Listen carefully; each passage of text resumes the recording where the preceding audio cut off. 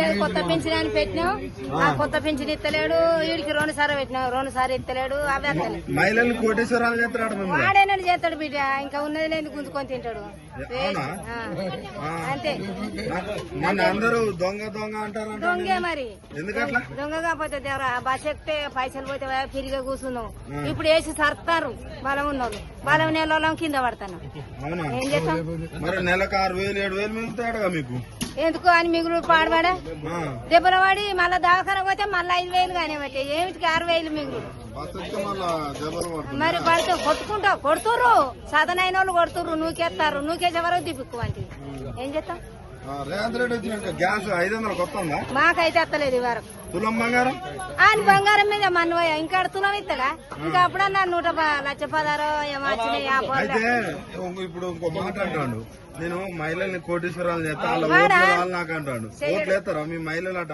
వానికి వేసే బదులు పురాగా మొత్తం ఊకోవాలి. వానికి ఓటేయద్దు, వానికి గెలిపియాలి. మరి ఆయన ధీమా చెప్తాడు, మహిళలు ఓటేస్తే సార్ మళ్ళా గెలుతా నేను అంటాడు. గెలవనితి ఎవడెత్తదో ఎవతెత్తదో ఎవ్వలేయరానికి. అంతేనా? ఎవ్వలేయరు. గ్యాస్ కి ఎంత కట్టుకుంటాను? 960. మరి ఫ్రీ కరెంట్ వస్తుందా? ఏం లేదు. మరి ఏం చేసినమ్మా రేవంత్ రెడ్డి? ఏం చేయలేమని చేసులు పాడుగానే ఉన్నది ఓడగొడతాడు. పింఛన్ లేస్తాడు, ఏడుతుర్రు పింఛన్ ఉన్నోళ్ళు. లేనోళ్ళు లేకెడతాను, ఉన్నోళ్ళు ఏత్తలేరు.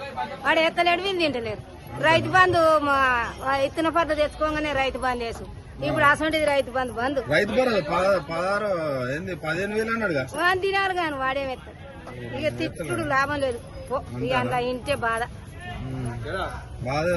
కాదా మరి? కేసీఆర్ ఆడు ఇత్తన పట్లు ఇత్తనాలు తెచ్చుకోగానే వేసు రైతు బంధు. ఎకరాన్ని 5,000 4,000 వేసిండు. మొదగాలు 4 వేసిండు, వెనక సీర 5 వేసిండు. మర్చిపోయి ఈ మధ్య సన్నబియ్యం ఇస్తారు. సన్నబియ్యం కైకిలుగా 2 నెలలు అయ్యబట్టి సగం నూకలు సగం బువ్వ గంజి పడతాయి. 1 నిమిషానికే గంజి పడతాయి.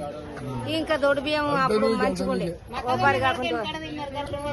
మీకు వాళ్ళకేమెరక మొక్కజొన్న కడక తిన్నారు.